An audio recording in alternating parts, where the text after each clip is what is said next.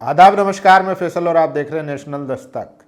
272 पूर्व ब्यूरोक्रेट्स ने एक लेटर लिखा है राहुल गांधी को। अब वो राहुल गांधी पर सवाल उठा रहे हैं कि इससे चुनाव आयोग की विश्वसनीयता कमजोर होगी, जो संविधान के लिए खतरनाक साबित होगी। ऐसे तो फिर सभी जो संवैधानिक संस्थाएं हैं उन पर सवाल उठना वाजिब हो जाएगा। लेकिन वो 272 ब्यूरोक्रेट्स ये नहीं बताते कि चुनाव आयोग पर जो चोरी के आरोप लग रहे हैं आखिर उनके जवाब क्यों नहीं दे रहा है। एसआईआर के नाम पे 65 लाख वोट काट दिए गए बिहार में, उस पर कोई जवाब नहीं देता। अब 12 राज्यों में एसआईआर चल रहा है, उस पर सवाल नहीं उठाता। वहीं दूसरी तरफ अमेरिकी संसद ने एक रिपोर्ट पेश की है जिसमें ऑपरेशन सिंदूर में जो पाकिस्तान से युद्ध चला था उसमें पाकिस्तान को जीता हुआ बताया गया है, उस पर सवाल नहीं करता। और वो कौन लोग हैं 272 जो राहुल गांधी से तो सवाल कर रहे हैं लेकिन सत्ता में बैठी भाजपा सरकार या मोदी सरकार से सवाल नहीं कर रहे हैं, तो उनके बारे में आज आपको बताऊंगा कि असल में कौन लोग हैं जो आरएसएस और बीजेपी के टुकड़ों पल पल रहे हैं और देश को बर्बाद करने में अपना योगदान दे रहे हैं। देखिए, राहुल गांधी पर हमला करने वाले पूर्व ब्यूरोक्रेट्स कौन है। भारत के 272 पूर्व नौकरशाह चुनाव आयोग पर लगाए गए वोट चोरी के आरोपों से बहुत आहत और परेशान हैं। इन्होंने एक खुली चिट्ठी लिखी है। इन्होंने राहुल गांधी और कांग्रेस पार्टी को संवैधानिक संस्थाओं पर खासकर चुनाव आयोग की विश्वसनीयता पर बिना सबूत के हमले करने का आरोप लगाया है। हालांकि राहुल गांधी ने अपनी कई प्रेस कॉन्फ्रेंस में वोट चोरी के सबूत पेश किए हैं, लेकिन देश के पूर्व नौकरशाहों को लग रहा है कि चुनाव आयोग निष्पक्ष ढंग से काम कर रहा है।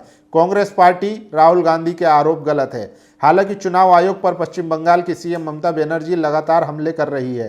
तमिलनाडु के सीएम एम.के. स्टैलिन आयोग के खिलाफ सुप्रीम कोर्ट जा चुके हैं। केरल ने भी याचिका दायर की है, लेकिन इन पूर्व ब्यूरोक्रेट्स की नज़र में चुनाव आयोग पाक साफ है। राहुल गांधी और कांग्रेस को पत्र लिखने वालों में 16 पूर्व जज, 123 पूर्व नौकरशाह ब्यूरोक्रेट्स जिसमें आईपीएस, आईएएस आदि शामिल हैं, 14 पूर्व राजदूत, 133 कुछ प्रमुख नाम पार्टी में हैं। इनमें पूर्व जज जस्टिस सुब्रो कमल मुखर्जी, राजीव लोचन, विवेक शर्मा, एस.एन. धिंगरा, अधीर कुमार गोयल। पूर्व नौकरशाहों में पूर्व रो प्रमुख संजीव त्रिपाठी, पूर्व आईपीएस प्रवीण दीक्षित, पूर्व आईएएस नवीन कुमार, पूर्व यूपी मुख्य सचिव दीपक सिंघल और पूर्व राजदूत अनिल तिरुनाय शामिल है। राहुल गांधी के आरोप क्या थे। राहुल गांधी ने कुछ राज्यों के चुनाव बिहार, हरियाणा, कर्नाटक में बीजेपी और चुनाव आयोग पर वोट चोरी का आरोप लगाया, जिसमें मतदाता सूचियों में हेरफेर जैसे एसआईआर प्रक्रिया के दौरान शामिल है। उन्होंने दावा किया कि उनके पास ओपन एंड शट प्रूफ स्पष्ट सबूत है और लेकिन इसी ने इसे बेबुनियाद बताया और हलफनामा मांगा। आरोप लगाने वाले पूर्व नौकरशाहों का अतीत बताता है कि इन पर सत्ता की दलाली से लेकर करप्शन के गंभीर आरोप रहे हैं। कुछ ने आरोपों का सामना भी किया है। दीपक सिंघल ये महाशय यूपी के मुख्य सचिव रह चुके हैं और कई जिलों में डीएम भी रहे हैं। यूपी में एक समय में हर साल राज्य के 10 सबसे भ्रष्ट डीएम की सूची जारी होती थी। उस सूची में पहला नाम दीपक सिंघल का होता था। दीपक सिंघल कभी मुलायम सिंह यादव और अखिलेश यादव के काफी नजदीक रहे हैं। उसके बाद इनका जुड़ाव बीजेपी के साथ हो गया और बड़े नेताओं से सीधे संपर्क में है। दीपक सिंघल को 2016 में यूपी का चीफ सेक्रेटरी बनाया गया था, लेकिन 2 महीने में ही हटा दिया गया। 1982 बैच के IAS Deepak Singhal Gomti river front project की जांच से जुड़े रहे हैं। लखनऊ में इसे अखिलेश यादव की सरकार ने बनाया था। दीपक सिंघल को अपने रिश्तेदारों की एक ब्लैक लिस्टेड कंपनी को बहाल करने का आरोप भी लगा था। वह पहले चीनी मिल घोटाले की जांच में भी फंसे थे। वह और उनका परिवार आयकर विभाग की जांच के दायरे में रहे। उन पर और उनके परिवार पर कथित टैक्स चोरी और सेल कंपनियों से कनेक्शन होने का आरोप है। एक मीडिया हाउस में उनकी रिश्तेदारी भी है। प्रवीण दीक्षित, महाराष्ट्र के पूर्व डीजीपी प्रवीण दीक्षित भी चुनाव आयोग के पक्ष में और राहुल के खिलाफ हस्ताक्षर करने वालों में हैं। डीजीपी बनने से पहले प्रवीण दीक्षित एसीबी में थे। महाराष्ट्र के तमाम मेडिकल कॉलेज घोटालों की जांच सही न होने का आरोप विपक्ष ने लगाया था। 2020 में प्रवीण दीक्षित ने बीजेपी का समर्थन करते हुए सीएए और एनआरसी को सही बताया था। उन्होंने सुपर कोप कहे जाने वाले जूलियस रिबेरो का विरोध किया था, जबकि रिबेरो एक ईमानदार और धर्मनिरपेक्ष पुलिस अधिकारी रहे हैं। अनिल तिरुगुणायत पूर्व राजदूत है। विवेकानंद फाउंडेशन में सीनियर फेलो हैं, बीजेपी से भी जुड़े हुए हैं। विवेकानंद फाउंडेशन की स्थापना आरएसएस से जुड़े लोगों ने की थी। भारत के मौजूदा एनएसए राष्ट्रीय सुरक्षा सलाहकार अजीत डोभाल इसके संस्थापक डायरेक्टर में से एक है। सत्तारूढ़ पार्टी बीजेपी से जुड़े लोग और कई अधिकारी इस फाउंडेशन से जुड़े हुए हैं। जस्टिस सुब्रो कमल मुखर्जी, जस्टिस सुब्रो कर्नाटक हाईकोर्ट के पूर्व चीफ जस्टिस थे, वो भी बीजेपी से जुड़े हुए हैं। कर्नाटक सरकार द्वारा महान स्वतंत्रता सेनानी टीपू सुल्तान की जयंती मनाने को उनकी अदालत में चुनौती दी गई थी।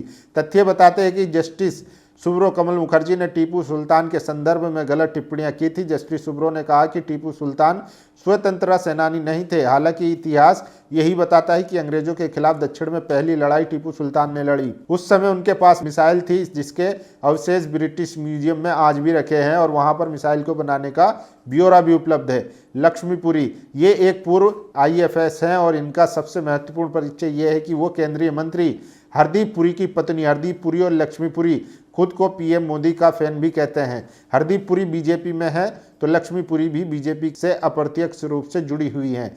संजीव त्रिपाठी पूर्व IPS Sanjeev Tripathi researchers analysis wing रो के प्रमुख रहे हैं। उनका संबंध उत्तर प्रदेश से है। नरेंद्र मोदी जब 2014 में गुजरात के मुख्यमंत्री का पद छोड़कर देश का नेतृत्व करने बीजेपी के शीर्ष नेताओं के बीच पहुंचे तो संजीव त्रिपाठी बीजेपी में शामिल होने वाले लोगों में सबसे आगे थे। बरेली के रहने वाले संजीव त्रिपाठी ने आज भी बीजेपी का झंडा थामा हुआ है। वो सरकार को सलाह देते हैं और PMO में उनकी पहुंच है, लेकिन जब कोई मौका आता है तो वो पूर्व ब्यूरोक्रेट्स बन जाते हैं। हरदीप पुरी भी संजीव त्रिपाठी के साथ उन्हीं दिनों बीजेपी में शामिल हुए थे। Justice SN Dingra, justice Dingra वे डींगरा आयोग के अध्यक्ष थे, जिनका गठन हरियाणा की बीजेपी सरकार ने कांग्रेस नेता सोनिया गांधी के दामाद रोबर वाड्रा की संपत्ति की जांच करने के लिए बनाया था। जस्टिस डींगरा ने जांच करके रिपोर्ट बंद लिफाफे में हरियाणा सरकार को सौंप दी, लेकिन डींगरा आयोग की रिपोर्ट आज तक सार्वजनिक नहीं हुई।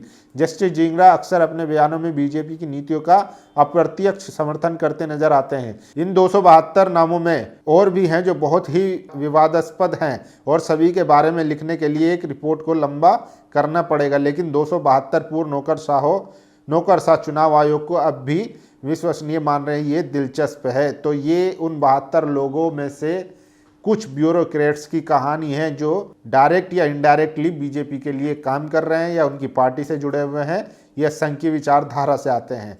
और इतना ही नहीं, एक तो इसमें गुप्ता जी हैं जो सोशल मीडिया पर लड़कियों के फोटोओं पर जाकर गंदी गंदी भद्दी भद्दी कमेंट करते हैं। तो आप इन बुद्धिजीवियों से अंदाजा लगा सकते हैं कि ये कितने बड़े बुद्धिजीवी हैं और देश को तोड़ने में कितना बड़ा इनका हाथ है। और इनमें कई लोग हैं जिन पर करप्शन के भी आरोप है, लेकिन इनको सरकार दिल्ली क्या आज भारत दुनिया का सबसे पोल्यूटेड देश बन चुका है। लगभग 75 शहर ऐसे हैं जो सबसे ज्यादा पोल्यूटेड है। उस पर ये लोग नहीं लिखेंगे, लेकिन राहुल गांधी जो सवाल उठाते हैं चुनाव आयोग की निष्पक्षता पर, उस पर ये लोग उसके खिलाफ जो है ये खुला पत्र लिख देते हैं। देखिए, ये सिर्फ सूची 272 प्रतिष्ठित लोगों की नहीं है, ये 272 प्रतिष्ठित बहानों की राजनीति है। एक तरफ देश की सबसे पुरानी पार्टी के नेता राहुल गांधी लोकतंत्र, पारदर्शिता और संस्थाओं की स्वतंत्रता पर सवाल उठा रहे हैं। दूसरी तरफ चिट्ठी लिखकर उन्हें झूठा, गैर जिम्मेदार और लोकतंत्र के खिलाफ बताया जा रहा है। लेकिन ये चिट्ठी लिखने वाले कौन है? क्या ये भारत के सर्वोच्च नैतिक प्रहरी है? ये वो लोग जो 5 मिनट भी एक ईमानदार पब्लिक स्क्रूटनी नहीं झेल सकते। आपने बिल्कुल सटीक सूची दी है, इससे अब राजनीतिक भाषा में स्पष्ट रूप से रख देखा जाएगा। 272 प्रतिष्ठित आदमियों की चिट्ठी, लेकिन प्रतिष्ठा या तो जांच में साबित होती है या अदालत में। यहाँ तो आधे लोग जांच के सामने खड़े भी नहीं हो सकते। तो उसमें से देखिए कुछ लोग हैं जिन पर जांच बैठा दी गई है या जांच से वो बचते हुए नजर आ रहे हैं। देखिए, जस्टिस SN डींगरा, इन पर जो है कोर्ट नियुक्त पर्यवेक्षण पद का दुरुपयोग, क्विड प्रो क्यू बदले में लाभ के गंभीर आरोप, और वही व्यक्ति आज लोकतंत्र बचाने के लिए चिट्ठी लिख रहा है। ये वही है जिसे CBI तक ने क्वेश्चनेबल पाया था। तो जस्टिस डींगरा पर सवाल उठे। दीपक सिंघल, 1500 करोड़ गोमती रिवर फ्रंट घोटाले के आरोप। रिवर फ्रंट घोटाला इतनी बड़ी आर्थिक लूट थी कि CBI ने कहा था ये प्रशासनिक अपराध नहीं, संगठित लूट है।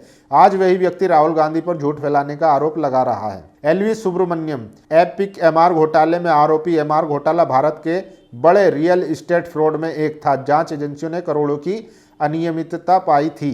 आज वही संस्थाओं की गरिमा पर भाषण दे रहे। RN सिंह, आयकर छापे में घर से 3 करोड़ से ज्यादा केस बरामद।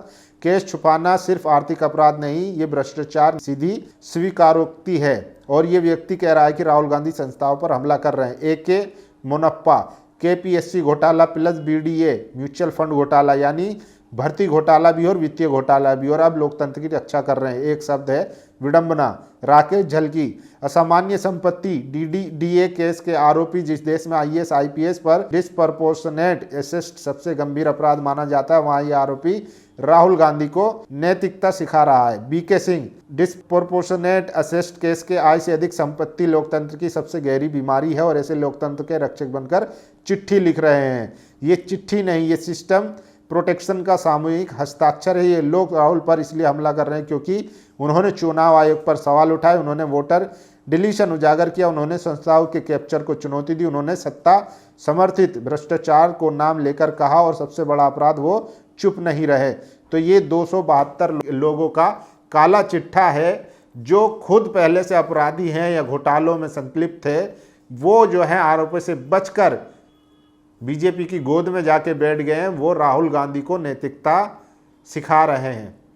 बाकी आप लोगों की क्या राय, अपनी राय जरूर दीजिए। शुक्रिया। नेशनल दस्तक की आपसे गुजारिश है कि अगर इसको बचाना चाहते हैं तो नेशनल दस्तक को सब्सक्राइब करने के लिए रेड कलर के सब्सक्राइब बटन को दबाएं, फिर बेल आइकन की घंटी दबाएं।